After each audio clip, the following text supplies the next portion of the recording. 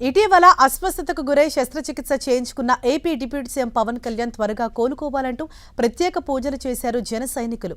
ఉమ్మడి పశ్చిమ గోదావరి జిల్లా వ్యాప్తంగా జన సైనికులు, పవన్ కళ్యాణ్ అభిమానులు ప్రత్యేక పూజలు చేశారు. గోపాలపురం జనసేన నాయకురాలు దిరిసిన ఫాతిమా రాణి జన సైనికులతో కలిసి సర్వమత ప్రార్థనలు చేశారు. పవన్ ఇష్టదైవమైన ఆంజనేయ స్వామి ఆలయంలో పవన్ గోత్ర నామాలతో అర్చన నిర్వహించారు.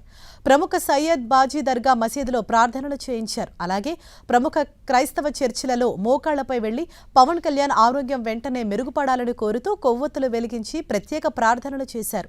పవన్ కళ్యాణ్ త్వరగా కోలుకొని త్వరలోనే ప్రజాక్షేత్రంలోకి వస్తారని ఫాతిమా రాణి అన్నారు.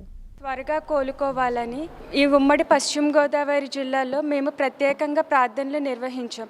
ఆయన కోసం కోట్లాది మంది ఆయన ఆరోగ్యం బాగుండాలని కోరుకుంటున్నారు. అదేవిధంగా మేము కూడా పవన్ కళ్యాణ్ గారి ఆరోగ్యం కోసం క్రైస్తవ చర్చెస్లో, హిందూ దేవాలయాల్లో, మసీదుల్లో ఆయన కోసం ప్రత్యేక ప్రార్థనలు నిర్వహించాం. దేవుని ఆశీస్సులు ఆయనపై ఎల్లప్పుడూ ఉండాలని కోరుకుంటూ మేము సర్వమత ప్రార్థనలు చేశాం.